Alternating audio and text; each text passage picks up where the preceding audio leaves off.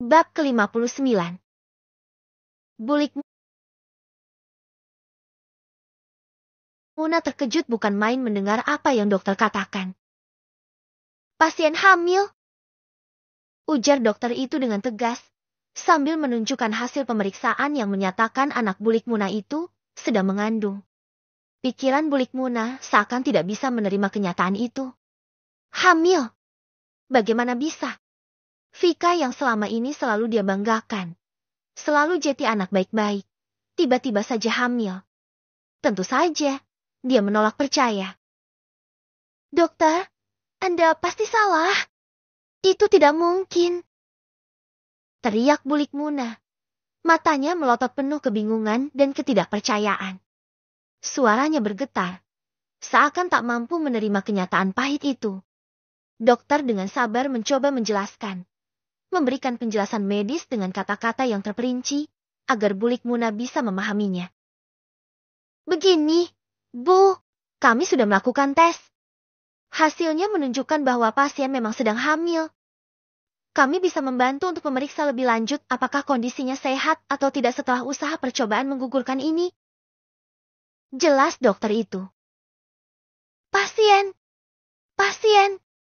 Dari tadi menyebut pasien. Jangan-jangan tertukar lagi.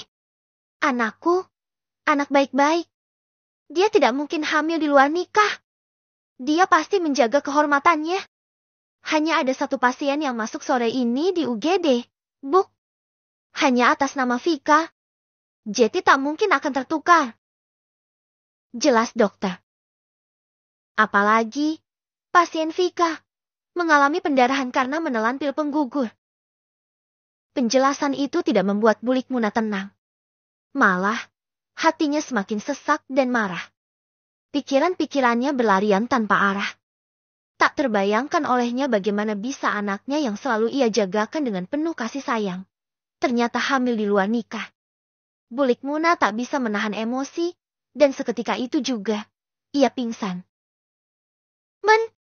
Muna! Pak Lik, yang berada di sisi Bulik Muna, langsung panik. Dengan sigap, nangkap tubuh istrinya yang limbung. Namun, sayang, tubuh itu sudah lebih dulu menyentuh lantai. Seru Pak Lik. Jangan pingsan di sini. Bawa aja ke berangkar pasana, Pak. Dokter menyarankan juga Jeti ikut panik. Bagus yang memang ikut mendengarkan lekas mengambil kursi roda. Pak, kita angkat bareng ke sini, Pak. Pak Lek mengangguk lalu bersama Bagus mengangkat Bulik Muna yang pingsan ke kursi roda. Bawa ke sini aja, Pak. Kata dokter berjalan mendahului. Pak Lik mendorong kursi roda istrinya dan membawanya masuk menuju ruang rawat. Sebenarnya, Pak Lik juga sangat terkejut dengan kenyataan bahwa Vika hamil dan sedang berusaha menggugurkan kandungan. Namun, ia berusaha lebih tenang, mencoba mengendalikan dirinya. Ya Allah, kenapa jadi begini sih? Keluhnya. Pak Lik tahu bahwa dalam kondisi seperti ini, tidak ada gunanya berteriak atau marah. Yang penting adalah menenangkan Bulik Muna dan merawat Vika. Dengan hati yang penuh kekhawatiran, ia berusaha membawa istrinya yang pingsan ke ruang rawat. Berharap semuanya bisa cepat membaik. Bagus mengikuti dari belakang. Ia juga merasa kecewa Vika hamil anak orang lain. Tapi lebih banyak cemaskan Vika. Karena memang dia sudah cinta mati sama anak Bulik Muna itu. Di ruang rawat, suasana terasa mencekam. Vika terbaring lemah di tempat tidur. Perlahan, matanya terbuka. Vika merasa bingung dan ketakutan. Ia pikir dirinya tidak akan selamat. Tak jauh darinya, ibunya, Bulik Muna, juga terbaring tak sadarkan diri, dibalut dengan selimut dan oksigen di hidungnya. Vika melihat Pak Lik duduk di sampingnya, menunggui dengan wajah yang penuh kekhawatiran. Vika, bagaimana keadaanmu? Tanya Pak Lik dengan suara yang lembut. Dokter bilang, kau hamil. Apa yang sebenarnya terjadi? Vika terisak, air mata mengalir deras. Semua yang ia sembunyikan selama ini, kini terbongkar. Aku hamil, Pak. Aku tidak tahu harus bagaimana. Aku takut. Aku tidak tahu apa yang akan terjadi pada aku dan anak ini. Pak Lik menahan amarahnya. Meskipun hatinya sakit melihat Vika dalam keadaan seperti ini. Dia merasa marah. Tetapi dia tahu, saat ini adalah saat yang penuh emosi bagi Vika. Kau harus menjelaskan semuanya. Vika, siapa ayah dari anak itu? Siapa yang bertanggung jawab? Vika semakin menangis. Wajahnya penuh penyesalan dan rasa takut. Suara tangisnya begitu hening, seolah menyesali semua yang telah terjadi. Jawab Bapak Vika. Siapa yang sudah menghamili kamu? Tanya Pak Lik dengan nada tinggi, membuat Vika menangis semakin kencang. Pak Lik terdiam sejenak, mengusap wajahnya untuk meredam amarahnya. Ia menatap Vika dengan penuh penyesalan. Ia mencium aroma kepedihan di wajah anak yang dulu begitu dicintainya. Pak Lik mulai menduga-duga, apakah ini mungkin ulah Joko, pacar Vika yang suami orang itu. Vika, apa ini anak Joko? Apa dia yang menghamilimu? Di mana Joko sekarang? Kau harus jujur. Jangan biarkan semuanya semakin rumit. Pak Lik berkata, suaranya lebih tegas, namun masih penuh kekhawatiran. Vika menggelengkan kepala, air mata semakin deras membasahi pipinya. Aku tidak tahu, Pak. Maksudmu, kamu nggak tahu ini anak siapa? Tanya Pak Lik makin dibuat tak habis pikir. Apa kamu senakal itu? Vika, apa kamu sudah hubungan sama banyak pria? Hah? Vika menggeleng dengan air matanya. Enggak, Pak. Jadi siapa bapak dari anak itu? Joko? Vika mengangguk lemah. Pak Lik menghela napas panjang. Hatinya dipenuhi rasa kecewa yang mendalam. Ia tahu, apapun yang terjadi, Vika tetaplah anaknya yang harus dijaga dan dibimbing. Pak, Vika. Suara bulik Muna yang sudah sadar dari pingsannya. Men, gimana keadaanmu? Men. Tanya Pak Lik mendekat ke berangkar sebelah Vika. Karena bulik Muna terbaring di sana. Aku baik-baik aja, Mas. Tapi, mana Vika? Mas. Tanya bulik Muna yang mencoba bangun. Pak Lik dengan sigap membantu. Vika baru aja sadar. Bu, jangan terlalu memaksakan diri. Kata Pak Lik yang sangat tahu bagaimana sifat istrinya. Bulik Muna bangun terduduk. Ia menoleh ke arah Vika dengan wajah marah. Vika! Teriaknya. Apa yang sudah kau lakukan? Apa yang kau buat pada keluarga ini? Bulik Muna menghampiri Vika tanpa peduli lagi dengan keadaan. Ia memukul wajah Vika dengan tangannya, mengeluarkan semua amarah yang telah terpendam. Kenapa kau begitu bodoh? Kenapa kau harus membuat malu kami? Bentak bulik Muna, air mata mengalir di wajahnya. Bagaimana bisa kamu hamil? Vika! Vika hanya bisa terisak, tubuhnya gemetar karena takut dan penyesalan. Bulik Muna memukuli tubuh Vika karena terlalu marah. Sudah, Men. Vika juga masih lemah. Pak Lik berdiri di samping, memegangi tangan bulik Muna, berusaha menenangkan. Muna, tenanglah dulu. Kita harus pikirkan langkah selanjutnya. Kata Pak Lik, suaranya tegas, namun tetap lembut. Tapi, marah dan kecewa di hati bulik Muna begitu besar. Ia tidak bisa menerima kenyataan bahwa anaknya terjerat dalam masalah seperti ini. Di satu sisi, ia merasa kasihan pada Vika. Tapi di sisi lain, ia merasa dikhianati. Bagaimana aku bisa tenang, Mas? Bagaimana? Ujar bulik Muna dengan suara yang penuh kepedihan. Apa kata tetangga nanti, Pak? Apa kata mereka kalau Taufika hamil? Kita semua harus menanggung malu ini. Iya, Men. Kamu tetap harus tenang. Kita pikirkan jalan keluarnya. Bulik menatap Vika dengan mata menyalang. Katakan, dengan siapa kamu berhubungan, Vika? Vika hanya bisa terdiam, merasa semakin terpuruk dalam kesalahan yang telah ia perbuat. Katakan Vika. Bulik Muna berteriak bagai orang kesetanan saja. Jangan bilang ini ulah si Joko itu, Vika. Tubuh Vika semakin berguncang karena tangis. Sudah hamil, percobaan menggugurkan gagal, dan sekarang ibunya marah-marah. Katakan di mana si Joko itu, Vika. Ibu mau membuat perhitungan dengannya. Enggak tahu, Bu. Tangis Vika yang semakin membuat Bulik Muna naik pitam. Enggak tahu. Kamu bilang enggak tahu. Bulik Muna yang sangat marah itu hampir mukul Vika lagi, tapi sudah ditahan oleh Paklik. Bu, sudah kubilang tenang. Semua sudah terjadi. Kamu gebukin Vika dan Joko juga hanya menambah masalah baru. Sekarang yang harus kita lakukan adalah menutup aib ini. Ting-tong. HP Anita berbunyi. Malam ini ia sedang berberes di rumah.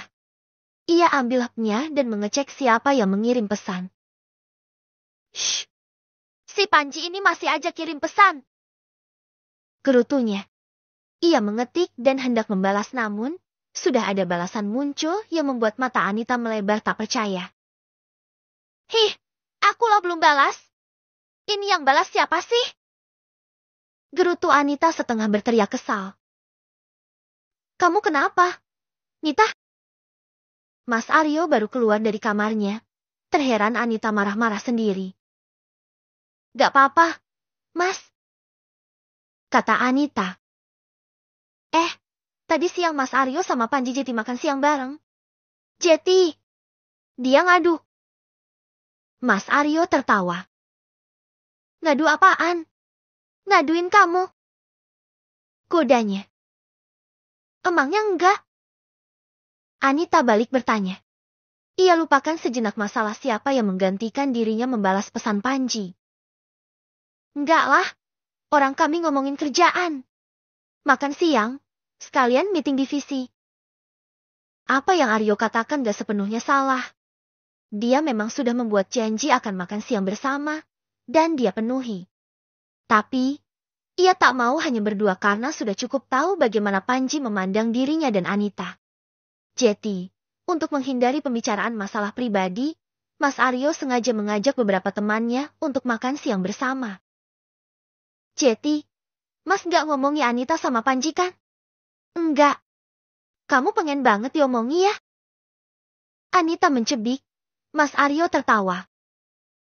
Udah mau beberes aja. Kata Anita. Sialan. Kok malah jadi kayak gini, sih? Panji memandang layar ponselnya dengan tatapan kesal. Matanya menyipit membaca pesan dari Anita yang terasa begitu dingin dan tajam. Sejak beberapa hari terakhir, hubungan mereka benar-benar tidak seperti sebelumnya. Padahal, Panji sudah berusaha semaksimal mungkin untuk mendekati Anita. Ia berusaha meyakinkan Anita lewat pesan. Tapi yang ada malah semakin menjauh. Sialan! Mana Aryo tahu lebih dulu? Tadi juga, pas makan siang, si Aryo malah bawa anak-anak satu divisi lagi. Jeti canggung kan mau ngobrolin Anita. Panji Jeti teringat dengan kejadian tadi pagi di lorong.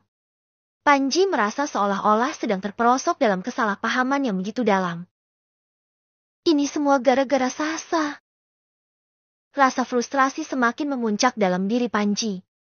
Ia Jeti menyalahkan tindakan Sasa, teman kerja yang juga pacarnya. Kenapa sih? Dia Jeti nggak sabar. Aryo nggak akan tahu kalau dia nggak menuntut lebih dan berakhir seperti tadi. Aku jadi kelihatan buruk di mata Aryo. Gimana kalau ini menyebar? Gimana kalau semua orang tahu dan menganggap aku buruk? Namun, bukan Panji kalau dia menyerah. Ia akan membuktikan Anita pasti akan bertekuk lutut padanya. Dan Panji merasa harus melakukan sesuatu untuk memperbaiki keadaan. Sore itu, dengan tekad yang bulat, Panji mandi dengan bersih, mengenakan baju rapi yang wangi, dan menyisir rambutnya dengan hati-hati. Ia tidak ingin ada yang terlewat untuk memberikan kesan terbaik pada Anita dan keluarganya. Meskipun ia tahu, ini bukan tentang penampilan semata. Ia ingin menunjukkan keseriusannya. Setibanya di rumah Anita, ia mengetuk pintu. "Assalamualaikum," ucapnya memberi salam. "Waalaikumsalam," sahut suara dari dalam. Panji merasa sedikit lega karena Pak Agung yang membuka pintu dan menyambutnya dengan ramah. Sepertinya, bapaknya Anita tidak tahu atau tidak memikirkannya, makanya menyambut dengan baik. Panji berusaha mengatur napas, berusaha menenangkan diri agar tidak terkesan canggung. "Selamat sore, Pak Agung." "Ah, Panji. Sore juga. Sudah lama tidak mampir. Ya, silakan masuk." Panji melangkah masuk, merasa sedikit lebih nyaman meskipun rasa cemas masih menghantuinya. Ia berharap, setidaknya, ia masih diterima dengan baik oleh orang tua Anita. "Ah, sepertinya Pak Agung tidak tahu masalah kami," batinnya. "Mau ketemu Aryo atau Anita? Nih," tanya Pak Agung sambil duduk menemani Panji. "Anitanya, ada Pak?" Panji balik bertanya dengan senyum tulus. Pak Agung tersenyum, meskipun senyumnya terlihat sedikit ragu. "Oh, mau ketemu Anita?" "Iya, Pak. Sebentar, ya," kata Pak Agung, lalu memanggil anak gadisnya. "Anita!" serunya ke arah dalam. Namun, niat Panji untuk bertemu Anita tidak semudah itu. Karena Anita tak juga muncul. "Tadi ada di belakang sih, coba Bapak panggil ya." "Kamu mau minum apa, Panji?" "Gak usah repot-repot, Pak." "Enggak repot kok. Sebentar ya." Pak Agung beranjak memanggil Anita. "Anita!" Anita yang sempat mengintip siapa yang bertamu dan melihat Panji seketika merasa malas. Ia lekas balik ke kamarnya. Sebelum sang ayah melihatnya di dapur. "Nick! Ish, ogah banget ketemu Panji. Mending tidur." Gerutunya lekas melompat ke atas ranjang dan berbaring di sana. "Nick!" Suara Pak Agung tetap di balik pintu kamar. Anita cepat-cepat menarik selimut dan memejamkan mata. "Nick!" panggil Pak Agung sambil membuka pintu kamar Anita. "Mau maghrib gini kok malah tidur? Nita, bangun! Ada Panji tuh nyariin kamu." Suara Pak Agung terdengar mendekat. Anita jadi deg-degan kalau sampai dibangunkan paksa. "Nit, ayo bangun. Ada yang nyari tuh." Anita tetap kekeh memejamkan dan tak mau bangun. Anak ini, maghrib-maghrib kok malah tidur. "Bangun, Nit. Maghrib, jangan tidur." "Iya, Pak. Bentar lagi. Ngantuk banget nih." Akhirnya Anita menyahuti juga, karena Pak Agung menggoncang lengannya cukup kuat. "Ya udah, bangun. Pergantian hari ke malam tuh jangan tidur. Ada yang tungguin tuh di depan. Temui bentar."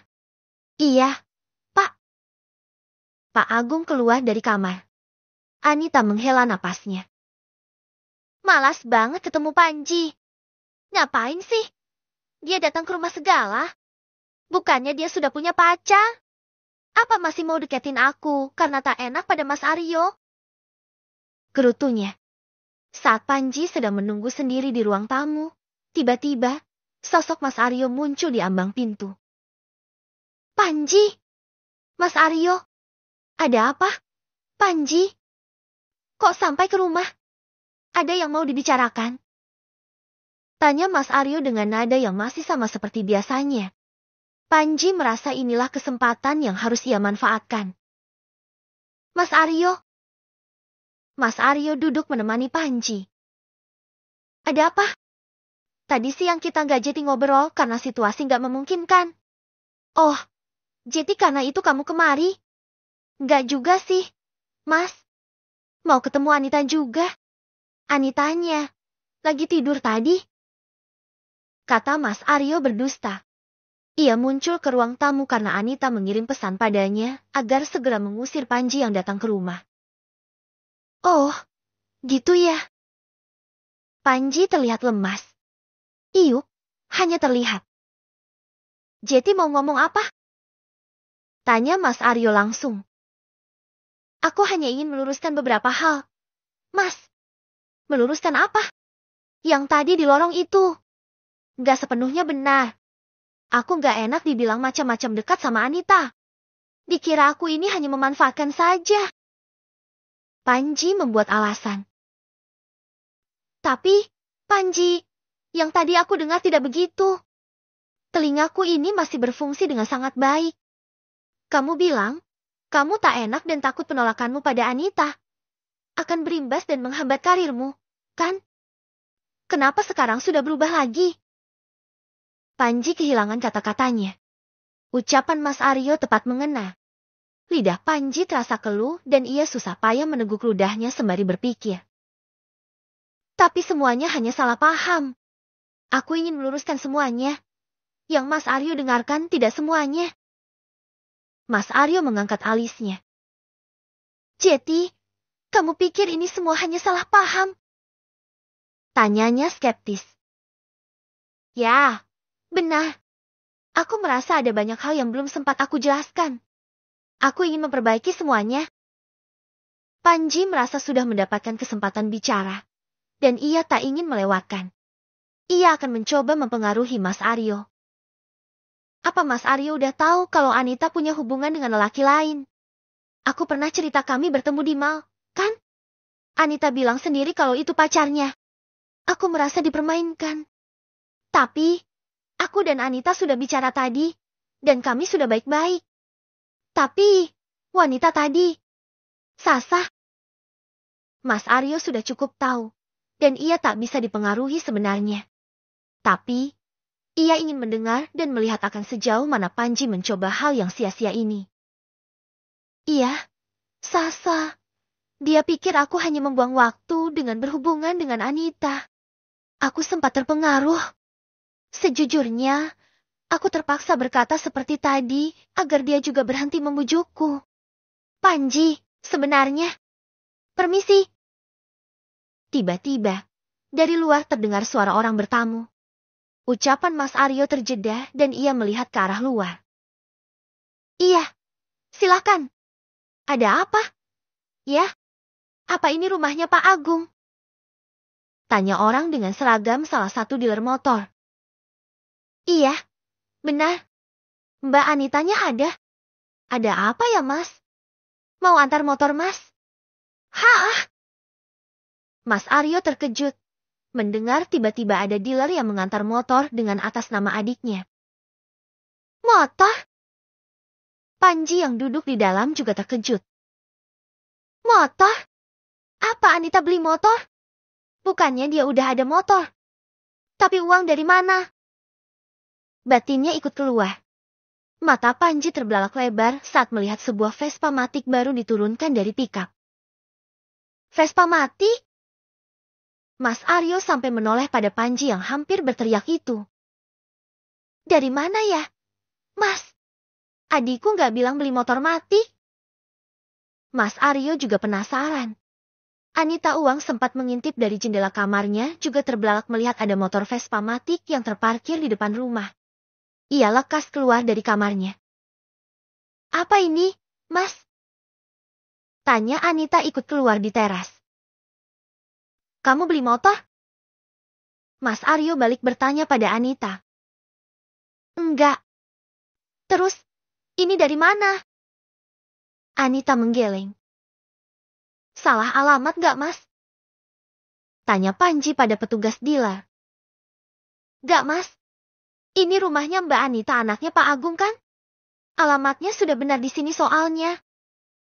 Petugas dealer itu menyerahkan dokumen untuk Anita tanda tangani. Sebagai bukti penerimaan. Ini benar namaku. Tapi aku gak beli. Tin. Suara klakson mobil terdengar di depan pagar. Semua mata melihat ke sana. Kamu!